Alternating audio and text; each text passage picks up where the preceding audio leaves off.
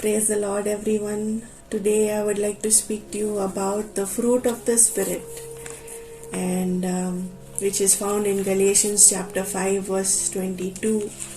Before that, I would like to speak to you from Romans chapter 8 verse 1, which says, "There is therefore now no condemnation to those who are in Christ Jesus, who do not walk according to the flesh, but according to the Spirit." Verse 2 says, "For the law of the Spirit of life in Christ Jesus has made me free from the law of sin and death." When we walk in the Spirit, there is no condemnation for us in Christ Jesus. But when we walk in the flesh, then we come under the condemnation of God. It says in Galatians chapter 5 verse 22 that the fruit of the Spirit is love, joy, peace, long-suffering, kindness, goodness, faithfulness, gentleness, self-control. Against such there is no law, meaning you are not justified by the law if you bear the fruit of the Spirit, or if you have the fruit of the Spirit. Love is the greatest fruit of the Spirit, and every other fruit is connected to the main fruit, that is love, the greatest fruit, which is love. Because the commandment of God itself says that love the Lord your God with all your heart, with all your mind, and with all your strength, and love your neighbor as yourself. So love is a commandment from God. It is a commandment. So the fruit of the Spirit is love. If you go to 1 Corinthians chapter 13 verse 1 to 8, it says, "Though I speak with the tongues of men and of angels, but have not love, I have become as sounding brass or a clanging cymbal." If we do not have love in us, we are equivalent to empty vessels. That's what it's saying here. "And though I have the gift of prophecy and understand all mysteries and all knowledge, and though I have all faith, so that I could move mountains, but I have not love, I am nothing." So without love, Paul says that we are nothing. Without love, we are nothing. And verse 3 says, "And though I bestow all my goods to feed the poor, and though I give my body to be burned, and have not love, it profits me nothing." When we do not have love in us, it is of no use, no matter how many good things we do. We are not saved by good works. So, even by good works, even though we have done many good works, if we do not have love, we are nothing. Then it says in verse 4, "Love suffers long and is kind. Love does not envy. Love does not parade itself, is not puffed up," meaning is not prideful. "Does not behave rudely, does not seek its own, is not selfish, and is not provoked in any way. Thinks no evil." Goes on to say, "Does not rejoice in iniquity," meaning going away from God, straying away from God, "but rejoices in the truth. Bears all things, believes all things, hopes all things, endures all things. Love never fails, but whether there be prophecies, they will fail. Whether there be tongues, they will cease. Whether there is knowledge, it will vanish away." So here Paul is telling us that the greatest gift that God has given us is His love. God is love. God's character, His language is love. So the greatest fruit of the Spirit is love. The second is joy. Nehemiah chapter 8 verse 10 says, "The joy of the Lord is my strength." I have done a video on this, the fruit of the Spirit, joy, which is a fruit of the Spirit. So you can go through that video. Nehemiah chapter 8 verse 10 says, "Then he said to me, Go your way, eat the fat, drink the sweet, and send portions to those for whom nothing is prepared. For this day is holy to our Lord. Do not sorrow, for the joy of the Lord is your strength." When we sorrow, it dries up our bones. But when we are joyful, it brings out the best in us. We are so happy and joyful, and we are able to do so much more when we are joyful rather than when we are sorrowful. So that's why it says, do not sorrow, for the joy of the Lord is your strength. Then peace, Romans 8 verse 6. Peace is the third fruit of the Spirit. Romans 8 verse 6 says,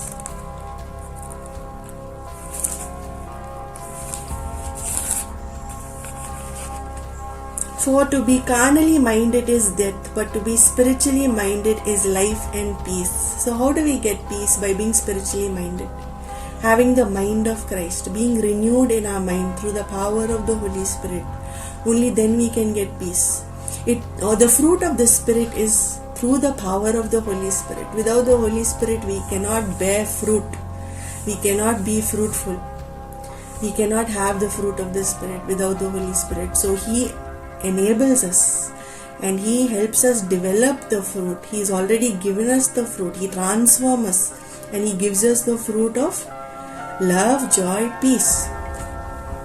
That is the third fruit of the Spirit. Then the fourth is long suffering.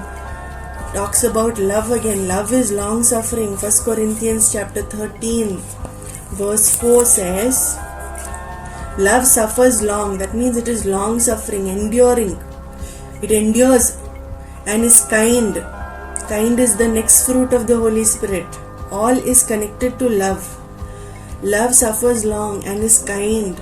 Love does not envy, does not parade itself, and is not puffed up, meaning not full of pride. So long suffering is something in this fruit of the Spirit which helps us to endure a long time. No matter what we suffer, we are able to endure it. Long suffering. We suffer long. Then kindness. We need to be kind to people. We need to be kind. We need to speak with kind words, and we need to encourage one another in kindness, with kind words. Then goodness. What does goodness involve? Goodness is the sixth fruit of the Holy Spirit. Goodness involves compassion, giving, time, investment of time. When you are compassionate towards others, when you are giving towards others, when you are willing to give your time, willing to give your resources, willing to give money, or willing to invest in other people, that is being good. That is being good. That is goodness. Then faithfulness. Faithfulness comes from the word faith. When our faith is made whole, when our faith is reached its fullness, it is faithfulness. When our faith in God reaches its fullness, its wholeness, then it is faithfulness. We remain faithful, loyal to God. When we submit to God, submitting our ways to God, when we reach a place of trust, completely trusting in God, we become loyal to God. When we completely have faith in God, we become loyal to God. We are faithful. Gentleness. Gentleness is the eighth fruit of the Holy Spirit. Gentleness involves humility towards others. You are gentle towards others. You are gentle regarding others. You are able to speak gently to them. You are able to gently correct them. You are able to gently help them. Gentleness. It is related to meekness. Meekness is regarding oneself. Lowliness of mind. Philippians chapter 2 verse 3 talks about it. If you go to Philippians chapter 3 verse 2, it says, Philippians chapter 2 verse 3. Philippians chapter 2 verse 3 says, let nothing be done through selfish ambition or conceit, but in lowliness of mind, let each esteem others better than himself. It is about humility, not thinking of yourself greater than anybody else, but thinking of yourself not in a negative way, but not thinking of yourself better than anybody else. In fact, you're thinking of your esteem others better than himself. So you're thinking of others better. You're not putting yourself down, but you're not thinking too great of yourself either. So that is meekness, lowliness of mind regarding oneself, humility, having humility. Then a gentle person is mild-mannered, mild towards people, moderate, considerate, thoughtful of others, yielding, friendly, approachable. When you have the fruit of the Spirit, people are able to approach you. They are able to talk to you. They are able to speak to you. They are able to communicate with you when you are gentle. However, aggressive and people who get angry very soon and people who have this aggressive behavior, it's very difficult to approach such people. So a person who is gentle does not resort to using force to get things done. Meaning is not dominating or manipulating, not forceful. Is gentle, kind, gentle towards others. Titus chapter 3 verse 2, to speak evil of no man, to be no brawlers, but gentle, showing all meekness unto all men. So being gentle, showing all meekness unto all men, it's saying, not just a few, but all men. Then Proverbs chapter 15 verse 1 says, a soft gentle answer turneth away wrath, but grievous words stir up anger. When you give a gentle answer to somebody, it turns away their anger. But when you give them grievous words, then it stirs up anger. Then the last is self-control. Self-control is something that the Spirit enables us to do. It is exercising our will. God has given us free will, but we need to keep ourselves under control. So self-control, Holy Spirit enables us to keep ourselves in control. It helps us to resist temptation and avoid conforming to the things of the world.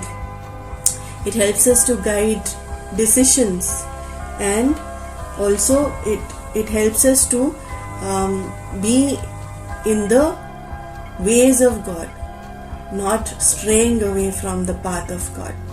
So Jesus had all the fruit of the Spirit.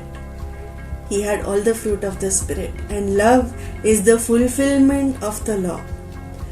We love God, we love our neighbor, that is, we love people, and that is the way we are able to walk in the Spirit. So then we are fulfilling the law when we walk in the Spirit, when we bear the fruit of the Spirit. We are fulfilling the law. We are not under the law anymore. And the fruit of the Spirit has been given to us through the Holy Spirit. We have the fruit of the Spirit within us. But there will be many things coming against us. When milk is there, for example, you have milk, and if you put a little curd into that milk, the whole milk gets spoiled. So when we have the fruit of the Spirit in us, the devil will try to put all kinds of things in our hearts. We need to guard our hearts. We need to guard our minds. We need to stay away from anger, because it says anger does not produce the righteousness of God. So we need to control our anger, control our emotions, control our thoughts. Their self-control comes in picture. So we need to control ourselves. We need to be under the submission and authority of the Holy Spirit. Only then we will be able to not be under the law. There will be no condemnation for us. So we need to walk in the Spirit, and we need to control ourselves, guard our hearts and minds in Christ Jesus, and walk in the Spirit.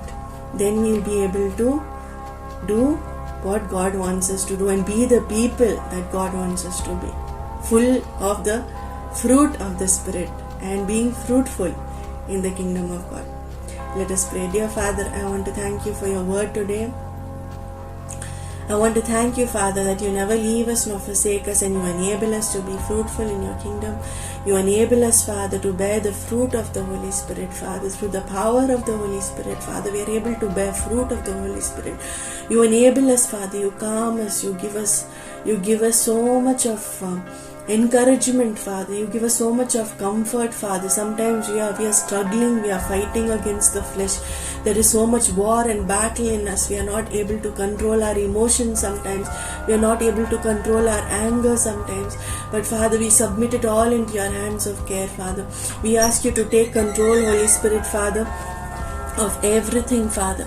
Our emotions, our thoughts, our feelings, everything you take control of, so that we will be able to walk in the Spirit and bear the fruit of the Spirit, Father, and be fruitful in your kingdom, Father. I thank you, Father, for your word today, and I thank you, Father, that you will bless us and enable us, Father, to do what you have called us to do, and to be the people fruitful in your kingdom, and to abide in you all the time, Father. In Jesus' mighty and anointed name I pray. Amen, amen, and amen. Thank you for watching this video. Please do pass it on. Be blessed.